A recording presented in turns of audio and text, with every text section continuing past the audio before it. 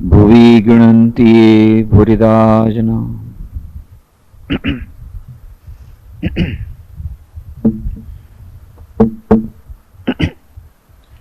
શ્રી રામકૃષ્ણ કથામૃત પર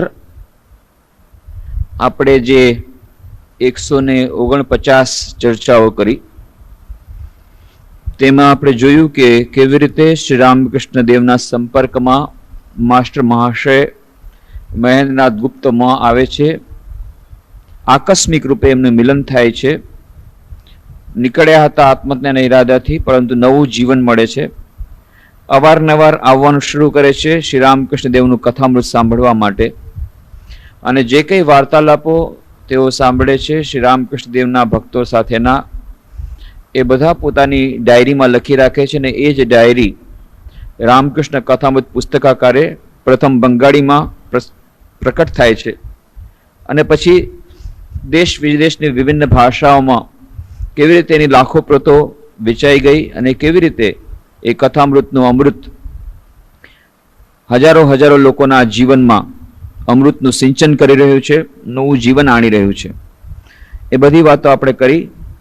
શ્રી રામકૃષ્ણ કથામૃતના જે 3 ભાગ છે એના પ્રથમ ભાગના ખંડ 7માના 6ઠ્ઠા અધ્યાયની આપણે ચર્ચા કરી રહ્યા છીએ કે જ્યારે શ્રી રામકૃષ્ણ દેવ પાસે વિજયકૃષ્ણ ગોસ્વામી અને બીજા બ્રાહ્મણ ભક્તો આવેલા છે.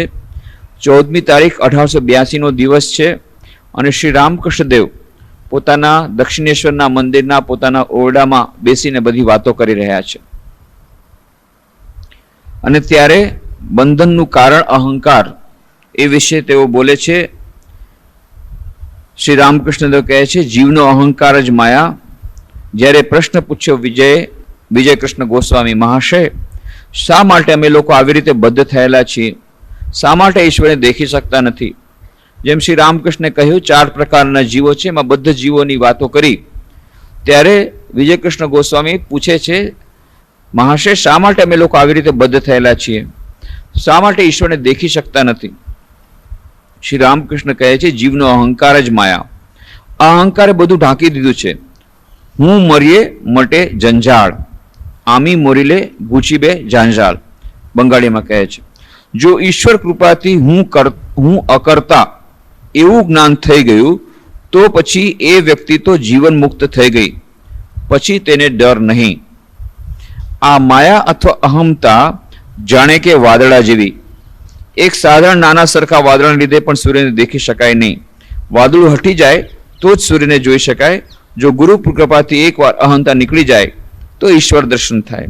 અને પછી કેવી રીતે શ્રી રામચંદ્ર ને શ્રી રામચંદ્ર અને લક્ષ્મણ વચ્ચે શ્રી સીતા માતા છે, એટલે લક્ષ્મણ જોઈ શકતા નથી માયાને કારણે. એ બધી વાતો કરી. અને પછી એમણે એ પણ કહ્યું કે જુદી જુદી ઉપાધિ આવે એ સાથે જીવનો સ્વભાવ બદલાતો જાય. જેણે કાળી કિનારીનું ધોતિયું પહેરેલું હોય તેને જોજો કે મોઢામાં એકાદું નાટકનું ગાયન આવી જાય. એ ઉપરાંત ગંજીફે રમવાનું, ફરવા જતા હાથમાં સોટી એવું આવીને વળગે. એકાદો દુબળો માણસ પણ જો બૂટ મોજા પહેરે તો તરત મોઢેથી સીટી વગાડવા લાગે. દાદરો ચડતા સાહેબ લોકોની પેઠે છલાંગ મારીને ચડે. માણસના હાથમાં જો કલમ આવે તો તે કલમનો જેવો પ્રભાવ કે તરત એકાદો કાગળ હાથમાં લઈને તે તેના પર સર કરતો ને લીટો તાણવા લાગે. આ બધા પ્રેક્ટિકલ એક્ઝામ્પલ આપણે જોઈએ છીએ કે જ્યારે કોઈ વસ્તુ હાથમાં આવે છે તો એને કારણે એ જે ઉપાધિ આવી એના બધા સંસ્કાર પોતાની મેળ આવી જાય છે. પૈસો પણ એક મોટી ઉપાધિ. પૈસાવાળો થતાં જ માણસ જુદા પ્રકારનો થઈ જાય, એનો એ માણસ ન રહે. આ આપણે દૈનિક જીવનમાં પણ જોઈએ છીએ. ઘણા લોકો જે લોકોની પાસે, ખાસ કરીને જે લોકો અચાનક પૈસાવાળા થઈ જાય છે, ધીરે ધીરે પૈસાવાળા થાય છે, એ લોકોને એટલો અહંકાર નથી આવતો. પરંતુ જે લોકો અચાનક પૈસાવાળા થઈ જાય એનો આપણે વર્તન વ્યવહારમાં આપણે જોઈએ કે અચાનક બદલાવ થઈ ગયો, એ અહંકાર આવી જાય. એ આપણે જોઈ પણ શકીએ. પછી એ પહેલાની જેમ આપણી સાથે વાત પણ ન કરે, પોતાની મેળે. આ પૈસાનું જ આ બહુ ઓછા લોકો છે જે પૈસો પચાવી શકે. પૈસો આવ્યા છતાં પણ જો એ નિરહંકારી રહી શકે તો એ બહુ મોટી વાત કહેવાય. નહીં તો સાધારણ રીતે આપણે જોયું છે, જે સમાજમાં આપણે જોઈએ છીએ કે જે પૈસા આવે તો પોતાની મેળે એને અહંકાર આવી જાય, પછી સાધારણ લોકો સાથે એને વાત કરવું ન ગમે, કરે તો પણ એવી રીતે કરે કે સામેવાળાને અપમાન લાગે, પોતાની મેળે જ એવું બધું થઈ જાય. શ્રી રામકૃષ્ણ ઉદાહરણ આપે છે. અહીં એક બ્રાહ્મણ આવજા કરતો, બહારથી સારો અને વિનયી હતો. થોડાક દિવસ પછી અમે કોન્નગર ગયા. હૃદય પણ સાથે હતો. કોન્નગર એક ગામનું નામ છે, ત્યાંથી થોડી દૂર અવસ્થા. હૃદય પણ સાથે હતો. હૃદય એટલે શ્રી રામકૃષ્ણ ભાણેજ, જેમની સેવામાં હતા, હૃદયનાથ મુખોપાધ્યાય. અમે હોડીમાંથી જેવા ઉતર્યા કે તરત જ દેખાયું કે એ બ્રાહ્મણ ગંગાને કિનારે બેઠો છે. એમ લાગ્યું કે હવા ખાતો હશે. અમને દેખીને બોલ્યો, કેમ ઠાકુર, કેમ છો?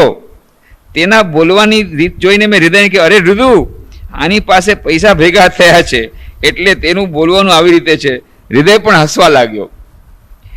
ઓરે રીદુ, એ ટાકા હોય છે. કારણ કે પેલો બ્રાહ્મણ શું કહે છે, કીગો ઠાકુર બોલી કેમોન આછો, કેમ છો, દૂરથી બોલે છે. જે બ્રાહ્મણ આટલો વિનયી હતો, પગે લાગતો હતો, એ જ ત્યાંથી કિનારાથી આમ શેખીબાને કહે કેમ છો, એટલે કહેવાનો અર્થ છે અહંકાર વચમાં આવી ગયો. અહંકાર ક્યાંથી આવ્યો? શ્રી રામકૃષ્ણ અનુમાન કર્યું કે આ થોડાક દિવસ પહેલા આટલું વિનય હતો ને અત્યારે કેમ અહંકાર થઈ ગયો? જરૂર એની પાસે કઈ પૈસા એવા લાગે છે.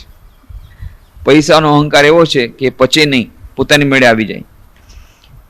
એક દેડકાની પાસે એક રૂપિયો હતો. તેને રહેવાના ખાડામાં તે રૂપિયો રાખતો. એક હાથી એ ખાડાને ઓળંગીને જવા લાગ્યો. એટલે પેલો દેડકો ખાડામાંથી બહાર આવી ખૂબ ખીજાઈ જઈને હાથીની સામે લાત ઉગામવા લાગ્યો અને બોલ્યો, તારી એટલી બધી હિંમત કે તું મને ઓળંગીને ચાલે? પૈસાનો એટલો અહંકાર. એક રૂપિયો હતો એ દેડકા પાસે. શ્રી રામકૃષ્ણ કહે છે વાર્તા કે એમાં તો લાત ઉગામીને કહે છે, તારી આટલી હિંમત કોને? હાથીને કહે છે. ક્યાં હાથી અને ક્યાં દેડકો? પરંતુ એ અહંકાર એવો આવી જાય પછી એને ભાન રહે કે હું કોની સાથે શું વાત કરું છું. ક્યાંથી અહંકાર આવ્યો? એક રૂપિયો. એક રૂપિયામાં તો આટલો અહંકાર આવી ગયો પેલા દેડકાને. એવી રીતે તમે કરોડો કરોડ રૂપિયા, કેટલા અબજોપતિ છે, એની સામે તમારા જે તમે માની લો તમે 1 કરોડ રૂપિયાનું તમારે પાસે કોઈ પૈસા આવી ગયા કે 2 કરોડ રૂપિયા આવી ગયા, એ 2 કરોડ રૂપિયા ઓલા અબજોપતિની સામે શું છે? જેમ દેડકાની પાસે 1 રૂપિયો છે એવો જ 1 રૂપિયો છે, પણ 1 રૂપિયો ની બરાબરના જે 2 કરોડ રૂપિયા, એમાં તો જાણે એટલી બધી શીખી મારવા લાગે માણસો, અને બીજા સામેવાળાને કંઈ સમજે જ નહીં. એ જ વાત કહે છે. પૈસાનો એટલો અહંકાર. જ્ઞાન પ્રાપ્તિ થાય ત્યારે અહંકાર નીકળી જાય. જ્ઞાન પ્રાપ્તિ થાય, સમાધિ થાય. સમાધિ થાય ત્યારે જ અહંકાર જાય. સાધારણ રીતે મન ક્યાં રહે? પ્રથમની 3 ભૂમિકાઓ, લિંગ, ગુદા અને નાભી, એ 3 ભૂમિકા. એ વખતે મનની આસક્તિ કેવળ સંસારમાં, કામ કાંચનમાં હોય. મનની સ્થિતિ જ્યારે હૃદયમાં હોય ત્યારે ઈશ્વરી જ્યોતિના દર્શન થાય. એ વ્યક્તિ જ્યોતિ દર્શન કરીને બોલી ઉઠે, આ શું, આ શું? ત્યાર પછી કંઠે. મનની સ્થિતિ જ્યારે ત્યાં થાય ત્યારે કેવળ ઈશ્વર સંબંધી વાતો કહેવાની અને સાંભળવાની ઈચ્છા થાય. ત્યાર પછી કપાળે, ભ્રૂ મધ્યમાં મન ચડે ત્યારે સચ્ચિદાનંદ સ્વરૂપનું દર્શન થાય. એ રૂપનું આલિંગન, સ્પર્શ કરવાની ઈચ્છા થાય પણ કરી શકાય નહીં. જેમ ફાનસની અંદરનો પ્રકાશ દેખાય પણ તેને અડી શકાય નહીં. અડું અડું એમ લાગે પણ અડાય નહીં. તેમ 7મી ભૂમિકાએ જ્યારે મન ચડે ત્યારે પછી અહંકાર રહે નહીં, સમાધિ થાય.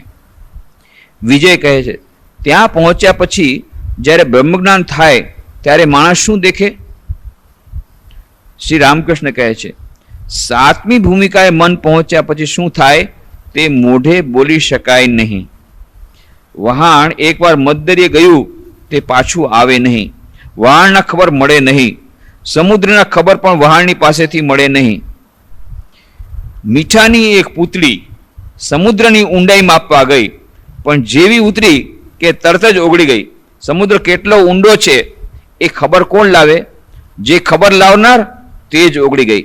7મી ભૂમિકામાં મનનો નાશ થાય, સમાધિ થાય. ત્યાં શું અનુભવ થાય તે મોઢેથી બોલી શકા નહીં. ખરેખર જ્યારે નિર્વિકલ્પ સમાધિ થાય ત્યારે મનોનાશ થઈ જાય, મનનો નાશ થઈ જાય અને એ જે જીવ છે એ ઈશ્વર સાથે એક થઈ જાય નિર્વિકલ્પ સમાધિમાં. ત્યાર પછી કોણ કોને ખબર આપે? બહુ સુંદર ઉદાહરણ આપે છે શ્રી રામકૃષ્ણ કે મીઠાની પૂતળી સમુદ્રમાં માપવા ગઈ કેટલું ઊંડું જળ છે, પછી પાછી આવે, મીશાની પુતળી સમુદ્રમાં જાય. એવી રીતે એ સચ્ચિદાનંદ રૂપી જે સાગર છે એમાં તમે ગોથું મારો નિર્વિકલ્પ સમાધિ વખતે, ત્યારે જીવ અને બ્રહ્મ એક થઈ ગયા. પછી કોણ કોને ખબર લાવીને કે, એના પછી ખબર લાવવાનું બને નહીં. જે અહંકાર સંસારી બનાવે, કામ કાંચનમાં આસક્ત કરે, તેવો અહંકાર ખરાબ.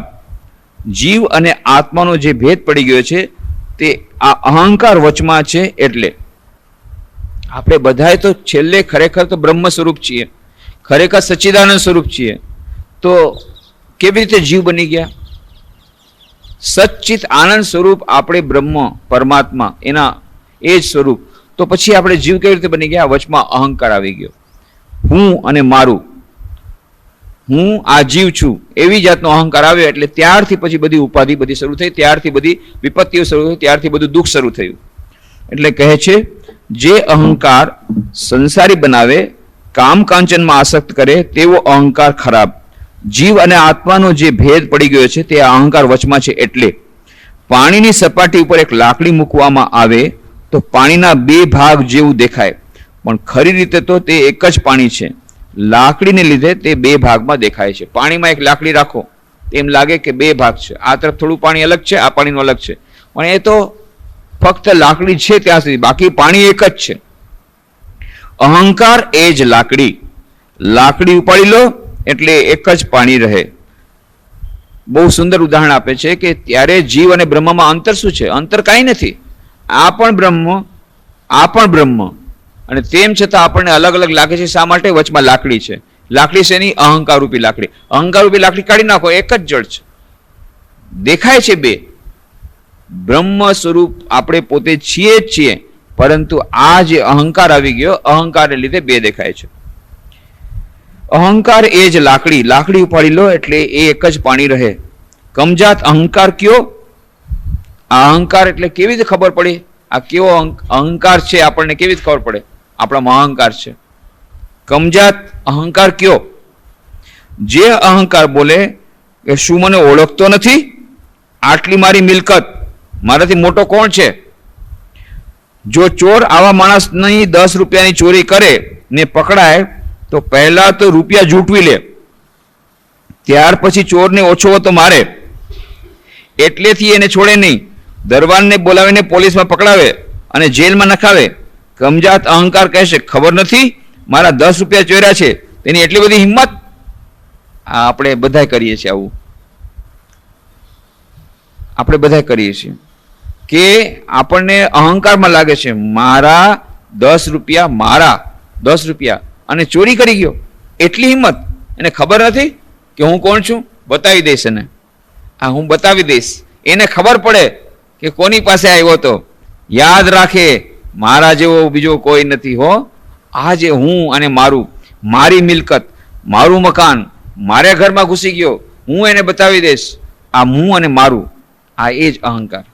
એ આપણે દૈનિક જીવનમાં આપણે જોઈએ છીએ. આ જ અહંકાર જ્યારે ડોકિયું મારે ત્યારે ઝઘડો થાય. આ જ અહંકાર જ્યારે ડોકિયું મારે ત્યારે ઘરમાં ઝઘડો થાય. આ જ અહંકાર જ્યારે ડોકિયું મારે ત્યારે સમાજમાં ઝઘડો થાય. આ જ અહંકાર જ્યારે ડોકિયું મારે દેશમાં ઝઘડો થાય.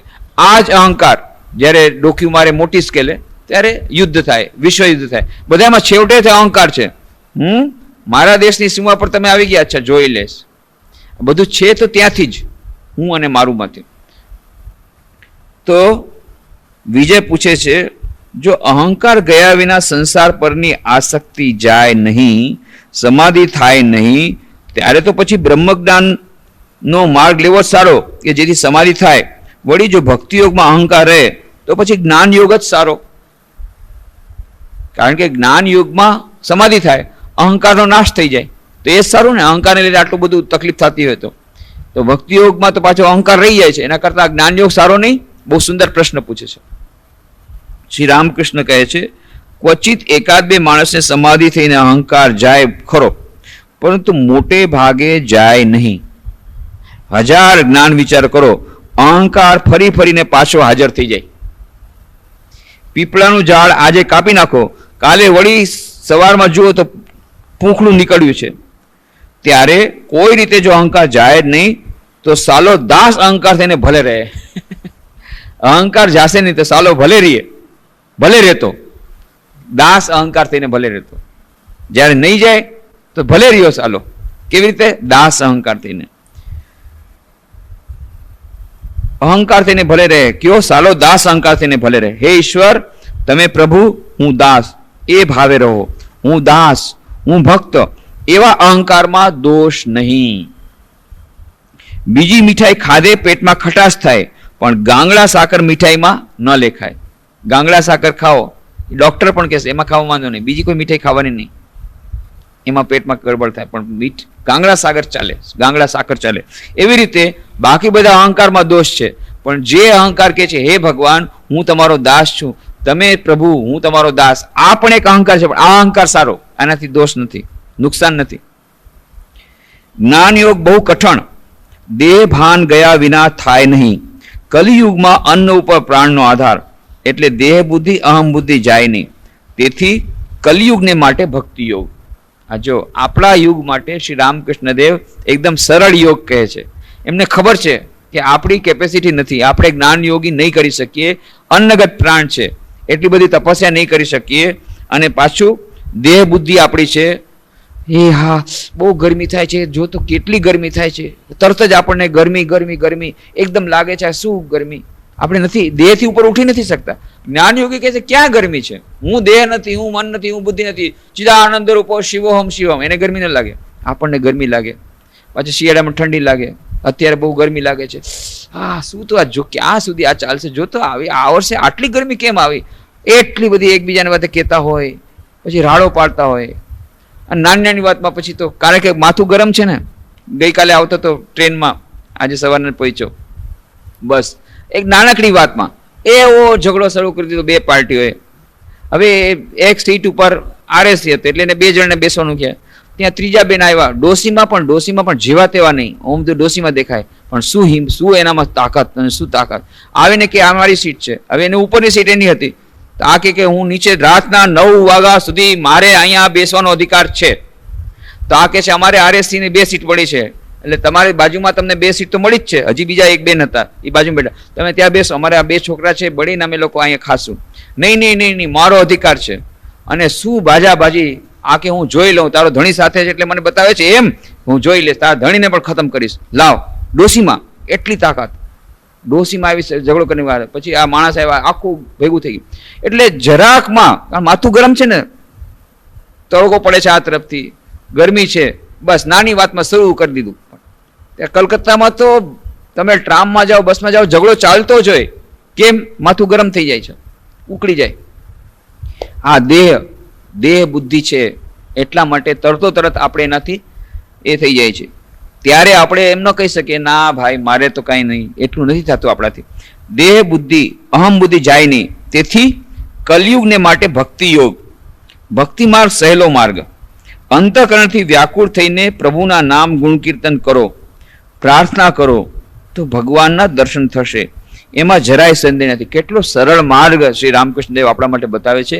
એને ખબર છે કે આપણા દ્વારા આ બધું નહીં થાય. જ્ઞાન માર્ગ ને સમાધિ અને દેહ મન બુદ્ધિથી જ પર જવાનું. આપણને ગરમી લાગશે, ઠંડી લાગશે, ભૂખાઈ લાગશે, ખાવાનું જોશે, બધું એને ખબર છે આપણા માટે કે આપણે એવા બધા તપસ્યા પણ નહીં કરી શકીએ અને દેહ મન બુદ્ધિથી ઉપર નહીં ઉઠી શકીએ. મોટા ભાગના લોકો કળિયુગમાં અન્નગત પ્રાણ, ભૂખ લાગે તો રહી નથી શકતા, પછી ઉપવાસ પણ કરીએ તો પછી થોડું ફરાહાર કરી લેવું પડે. કેટલીક વાર ફરાહાર જરાક વધારે જ થઈ જાય, નથી થઈ શકતું આપણાથી, એ નથી થઈ શકતું, એ તપસ્યા નથી થઈ શકતી. એટલા માટે કહે છે કે આપણો અન્નગત પ્રાણ છે. કલયુગની માટે ભક્તિ યોગ. ભક્તિ માર્ગ સહેલો માર્ગ. અંતઃકરણથી વ્યાકુળ થઈને પ્રભુના નામ ગુણ કીર્તન કરો, પ્રાર્થના કરો, તો ભગવાનના દર્શન થશે. એમાં જરાય સંદેહ નથી. જેમ કે પાણી ઉપર વાસ ન રાખતા માત્ર એક રેખા દોરવામાં આવે તો જાણે કે પાણીના 2 ભાગો એમ લાગે, પણ એ રેખા વધુ વખત રહે નહીં. દાસ અહંકાર કે ભક્તોનો અહંકાર કે બાળકનો અહંકાર એ જાણે કે અહંકારની રેખા માત્ર. બાળકનો અહંકાર પણ એવો છે, થોડી વારમાં કહે છે નહીં આપું, કોઈ હાલતે પેન નહીં આપે, વળી 1 મિનિટ પછી પાછી ફેંકી દેશે. કઈ અહંકાર નથી. 1 મિનિટમાં ઝઘડો કરશે, બસ આમ હાથ ઉગામશે, 1 મિનિટ પછી પાછું કાંઈ નથી, પાછી દોસ્તી કરી લેશે. એને મનમાં કાંઈ નથી, બહારથી બધું દેખાડે. આપણે તો એકવાર થઈ ગયું તો પછી મનમાં રાખીએ 3 દિવસ સુધી, 3 વર્ષ સુધી, ક્યારેક આખી જિંદગી પણ રાખીએ. હા, આ બોલ્યો તો આમ, અચ્છા અચ્છા જોઈ લઈશ. પણ એને છોકરાને નાનકડો, બાળકનો અહંકાર એવો કંઈ નથી. એવી જ રીતે કહે છે કે ભક્તનો અહંકાર કેવો હોય? જાણે કે બાળકનો અહંકાર, દાસ અહંકાર. હું પ્રભુ, પ્રભુ તમે અને હું તમારો દાસ. એટલા માટે કહે છે શ્રી રામકૃષ્ણ કે આ અહંકારની રેખા કેવી છે? એક નાનકડી રેખા માત્ર છે. અહંકારનો માર્ગ છે એ વાંસ ન રાખતા માત્ર એક રેખા દોરવામાં આવે તો જાણે કે પાણીના 2 ભાગ હોય. પાણી ઉપર વાંસ ન રાખો અને માત્ર એક રેખા દોરી રાખો, કેટલી વાર રહીએ? તો 2 પાણી એક સાથે થઈ જાય. એ રેખાનો કોઈ મતલબ નથી. એવી જ રીતે આ જે દાસ અહંકાર છે એ સાવ પાતળી રેખા છે, એમાં કાંઈ વાંધો નથી, એમાં કોઈ વાત નથી. વિજય કૃષ્ણ ગોસ્વામી પૂછે છે, મહાશય આપ કમજાત અહંકારનો ત્યાગ કરવાનું કહો છો તો શું દાસ અહંકારમાં દોષ નથી? બહુ સુંદર પ્રશ્ન પૂછે છે કે અહંકાર જ્યારે ખરાબ છે તો પછી આ દાસ અહંકાર શું કરવા રાખો? કમજાત અહંકાર તો તમે છોડવાનું કહી દીધું, આ દાસ અહંકારને છોડી દે તો ન રહેગા બાંસ ન બજેગી બાંસુરી. અહંકાર જ છોડી દો ને. શ્રી રામ આપણા વતી પ્રશ્ન પૂછે છે વિજય કૃષ્ણ, બહુ સુંદર પ્રશ્ન પૂછે છે. શ્રી રામકૃષ્ણ કહે છે, હા, દાસ અહંકાર અર્થાત હું ઈશ્વરનો દાસ, હું એમનો ભક્ત, એવું અભિમાન, એમાં દોષ નહીં. ઉલટું એથી ઈશ્વર પ્રાપ્તિ થાય. એ છોડવા માટે નથી કહેતા શ્રી રામકૃષ્ણ. દાસ અહંકારમાં કોઈ દોષ નથી, એટલું જ નહીં, એનાથી ઉલટાનું ઈશ્વર પ્રાપ્તિ થાય. પેલા કમજાત અહંકારમાં કે હું જાણતો નથી હું કોણ છું, હું આટલા રૂપિયાનો માલિક છું, મારું આવડું મોટું મકાન છે, મારી આવી નવી ગાડી આવી છે, હું આ નોકરી કરું છું, મારી પોસ્ટ આ છે, હું ફલાણો ઓફિસર છું, આ બધો અહંકાર કમજાત અહંકાર છે. પણ હું ભગવાનનો દાસ છું એ અહંકાર છે, એમાં દોષ નહીં. એટલું જ નહીં, એનાથી ઈશ્વર પ્રાપ્તિ થાય. એ છોડવા માટે નથી કહેતા રામકૃષ્ણદેવ. વિજય કહે છે, વારું, જેનામાં દાસ અહંકાર હોય તો તેના કામ ક્રોધ વગેરે કેવા હોય? કારણ કે અહંકાર હશે તો કામ ક્રોધ આવશે જ. અહંકારની સાથે સાથે બધા આવે છે. એટલે વિજય કૃષ્ણ ગોસ્વામી એ પણ પ્રશ્ન પૂછી રહે છે. પછી માની લો આપણે દાસ અહંકારને રાખી તો દીધો, પછી કામ ક્રોધનું શું થશે? ઈ આવશે. ઈ કામ ક્રોધ કેવા હોય? શ્રી રામકૃષ્ણ કહે, ભાવ જો સાચો હોય તો કામ ક્રોધનો આકાર માત્ર રહે. ઈશ્વર લાભ પછી જેનામાં દાસનો અહંકાર કે ભક્તનો અહંકાર રહે તે વ્યક્તિ કોઈનું બુરું કરી શકે નહીં. પારસમણીનો સ્પર્શ થયા પછી તલવાર સોનાની થઈ જાય, તેનો આકાર તલવારનો રહે પણ કોઈનો ઘાત કરી શકે નહીં. કેટલું સુંદર ઉદાહરણ આપે છે. એવું પ્રવાદ છે કે પારસમણીનો સ્પર્શ થાય એટલે પછી બધું સોનું થઈ જાય. હવે માની લો કોઈ તલવાર તમે પારસમણીના પાસે રાખી તો તલવાર સોનાની થઈ જાય. હવે સોનાની તલવારથી તમે ઘાત કરી શકો નહીં, એને ડેકોરેશનમાં રાખી શકો જો હવે સોનાની તલવાર છે. એવી રીતે જે અહંકાર દાસ અહંકાર છે એના દ્વારા પછી કોઈનું નુકસાન થાય નહીં. કેમ? પારસમણી થઈ ગયો, પારસમણીના સ્પર્શમાં આવીને સોનું બની ગયો. ઈશ્વરના સ્પર્શમાં આવી અને એ જે અહંકાર થઈ ગયો પછી એ કોઈનું નુકસાન કરી શકે નહીં. એ અહંકારથી કોઈનું નુકસાન થાય નહીં. નાળીના પાંદડા સુકાઈને ખરી પડ્યા પછી તેનો ડાઘ માત્ર રહે. એ ડાઘને લીધે એટલી ખબર પડે એક વખત અહીં પાન હતું. તે પ્રમાણે જેને ઈશ્વર પ્રાપ્તિ થઈ છે તેના અહંકારનો ડાઘ માત્ર રહે, કામ ક્રોધનો આકાર માત્ર રહે. નાના છોકરા જેવી અવસ્થા થઈ જાય. ક્યારે? જ્યારે આવી રીતે ઈશ્વર પ્રાપ્તિ થઈ ત્યારે. છોકરામાં સત્વરજ કે તમો ગુણમાંથી કોઈ ગુણનું જોર ન હોય. નાના છોકરાને કોઈ વસ્તુ પર પ્રેમ કરતા વાર નહીં, તેમ તેને છોડી દેતા વાર નહીં. તેની પાસેથી 5 રૂપિયાનું કપડું તમે 2 દોઢિયાની પૂતળી આપીને ફોસલાવી લઈ શકો. નાનકડી પૂતળી આપો, પહેલા તમે કે કપડું આપી દે, નહીં આપી. નાનકડી પૂતળી આપી દે, બધું આપી દેશે. એને ખબર નથી કે આ કપડાની કિંમત ક્યાં અને આ પૂતળીની કિંમત ક્યાં. એને તો સત્વરજ તમથી બધાથી ઉપર છે. ઘડીકમાં કહેશે હું નહીં આપું, ઘડીકમાં ફેંકી દેશે. એને કાંઈ કરતા કોઈ વાતનો મોહ નથી, કોઈ જાતની આસક્તિ નથી. કહે છે નાના છોકરાને કોઈ વસ્તુ પર પ્રેમ કરતા વાર નહીં, તેમ તેને છોડી દેતા નહીં. તેની પાસેથી 5 રૂપિયાનું કપડું તમે 2 દોઢિયાની પૂતળી આપીને ફોસલાવી લઈ શકો. પણ શરૂઆતમાં તો તે જોરથી ના પાડીને કહે કે ના હું નહીં દઉં, મારા બાપુજી મને લઈ દીધું છે. પણ શરૂઆતમાં ભલે આમ કહે, પણ પછી તમે પૂતળી આપો ફટ દઈને દઈ દેશે. એનું કાંઈ નહીં. 1 મિનિટમાં બધું પતી ગયું, 1 સેકન્ડમાં કંઈ નહીં. તેમજ છોકરાને સૌ સમાન, આ મોટા આ નાના એ જ્ઞાન નહીં, એટલે જાતિ ભેદ નહીં. માએ કહ્યું હોય કે તારા મોટા ભાઈ થાય તો પછી એ સુતાર હોય તોય તેની સાથે એક ભાણે બેસીને જમે. નાના છોકરાને ઘૃણા નહીં, પવિત્રનું જ્ઞાન નહીં, શૌચ જઈને આવીને હાથ પણ ન ધુવે. એને કેવું પડે ભાઈ હાથ ધો, એને કઈ નથી, એને ખબર નથી કે આ શૌચ છે કે આ શૌચ છે, શૌચ અશૌચ જાતિનો ભેદ, કે આ મુસલમાન છે કે આ હિન્દુ છે કે આ ઉચ્ચ જાતિના બ્રાહ્મણ છે, આ કોઈ આની સાથે ન જમાય, કાંઈ નહીં. એનામાં કોઈ જાતનો ભેદ નથી. નાના બાળકનો જેવો અહંકાર એવો આ જ્ઞાનીનો અહંકાર થઈ જાય. કોઈ સમાધિ પ્રાપ્ત થયા પછી પણ ભક્તનો અહંકાર, દાસનો અહંકાર રાખે. હું દાસ, તમે પ્રભુ, હું ભક્ત, તમે ભગવાન. એ અભિમાન ભક્તમાં રહે. ઈશ્વર પ્રાપ્તિ પછી પણ રહે. બધો અહંકાર જાય નહીં. વળી એ અભિમાનનો અભ્યાસ કરતા કરતા ઈશ્વર પ્રાપ્તિ થાય. આનું જ નામ ભક્તિ યોગ. ભક્તિના માર્ગથી પણ ક્રમે ક્રમે બ્રહ્મજ્ઞાન થાય. ભગવાન સર્વશક્તિમાન, તે મનમાં લે તો બ્રહ્મજ્ઞાન પણ થઈ શકે. પણ ભક્તો ઘણે ભાગે બ્રહ્મજ્ઞાન માગે નહીં. હું દાસ, પ્રભુ, હું દાસ, તમે પ્રભુ, હું છોકરું, તમે માં, એવું અભિમાન રાખવા ઈચ્છે.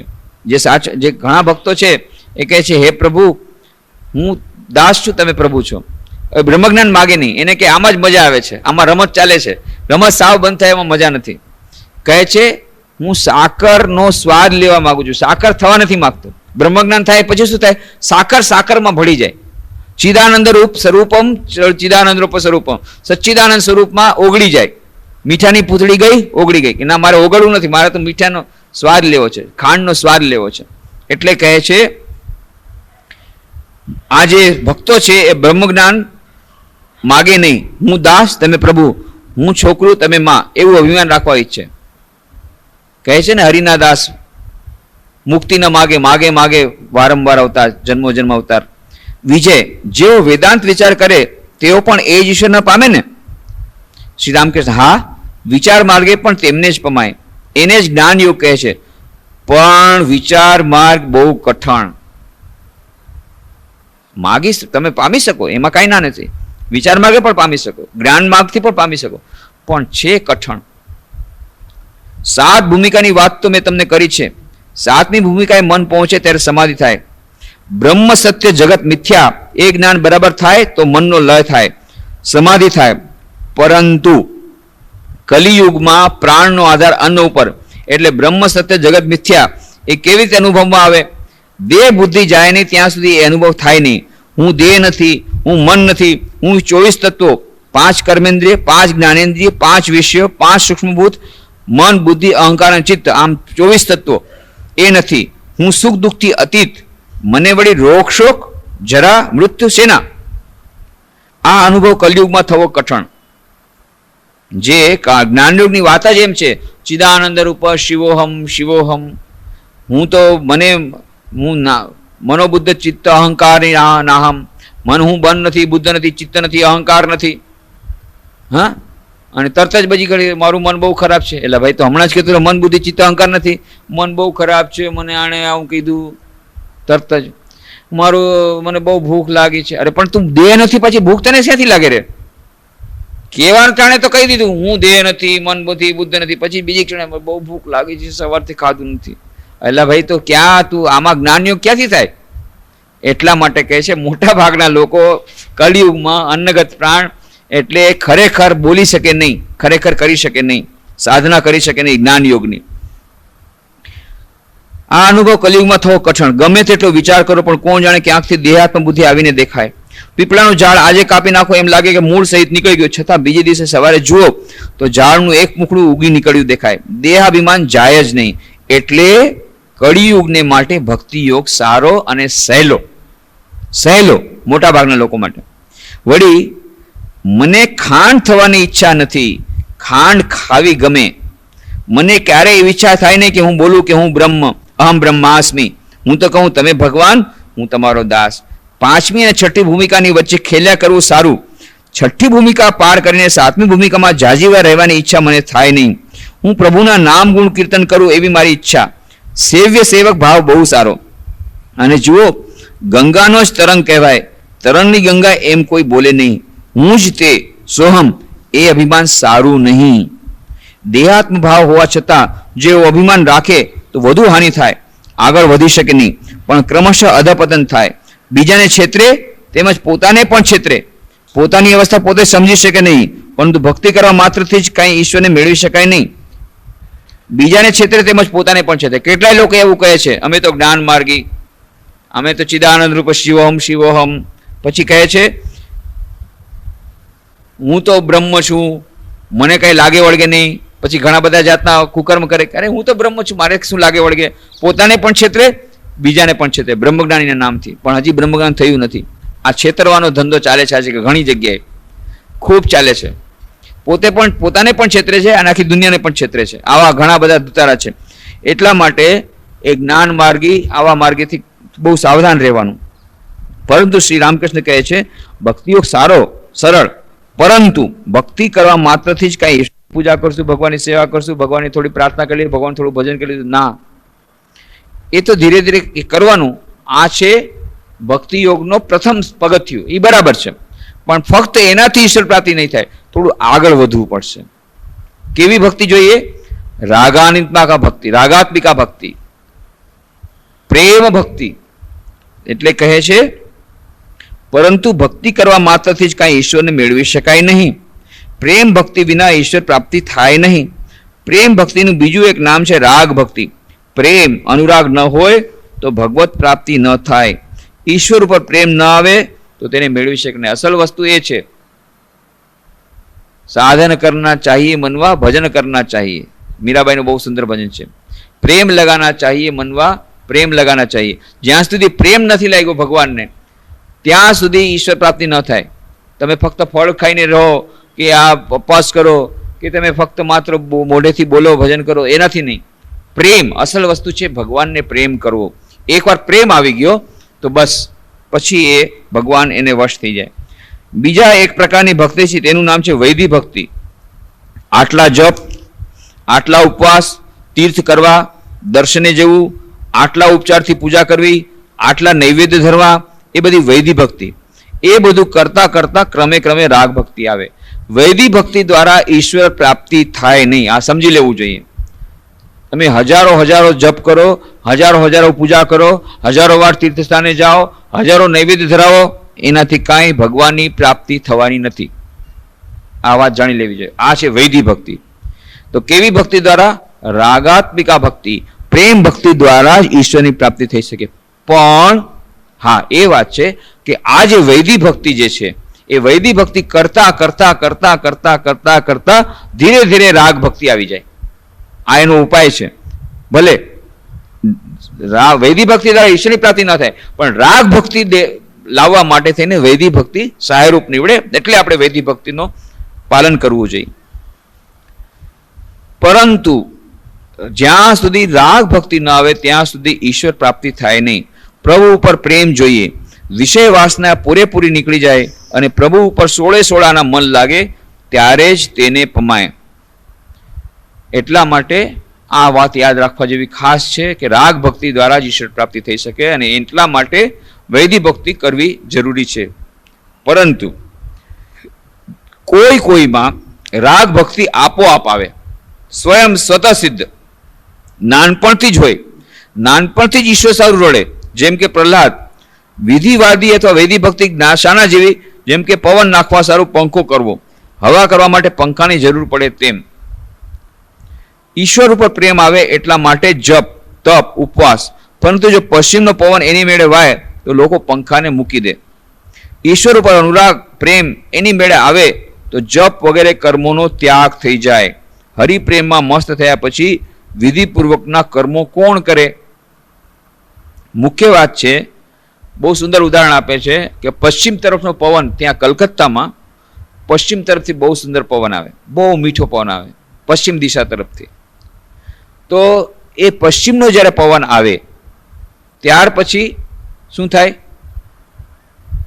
ત્યાર પછી એ લોકોને જે પશ્ચિમનો પવન આવ્યા પછી પંખો જે હાથેથી, ત્યારે તો આવો ઇલેક્ટ્રિક ફેન નહોતા, હાથેથી બધા પંખો કરતા, આમ એ પંખો કરવાનું રહેવા દે, પછી આ પંખાની જરૂર નહીં.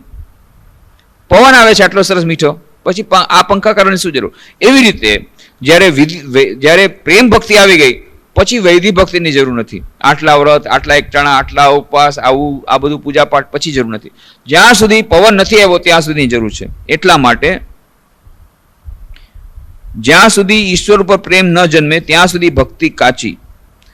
ઈશ્વર પર પ્રેમ આવે એટલા માટે જપ તપ ઉપવાસ. પરંતુ જો પશ્ચિમનો પવન એની મેળે વાય તો લોકો પંખાને મૂકી દે.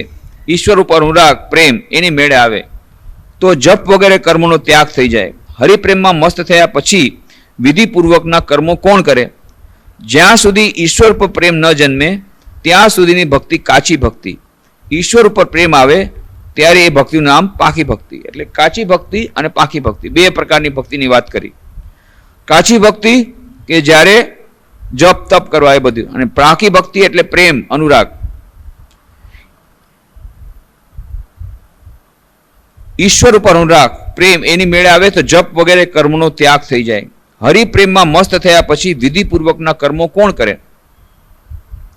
જ્યાં સુધી ઈશ્વર ઉપર પ્રેમ ન જન્મે ત્યાં સુધીની ભક્તિ કાચી ભક્તિ. ઈશ્વર ઉપર પ્રેમ આવે ત્યારે એ ભક્તિનું નામ પાકી ભક્તિ.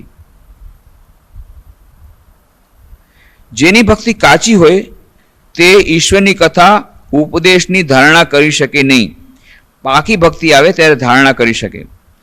ફોટોગ્રાફના કાચ ઉપર જો રસાયણ લગાડેલું હોય તો જે છબી પડે તે રહી જાય, પણ ખાલી કાચ ઉપર ભલે ને હજારો છબી પડે છતાં એક પણ રહે નહીં.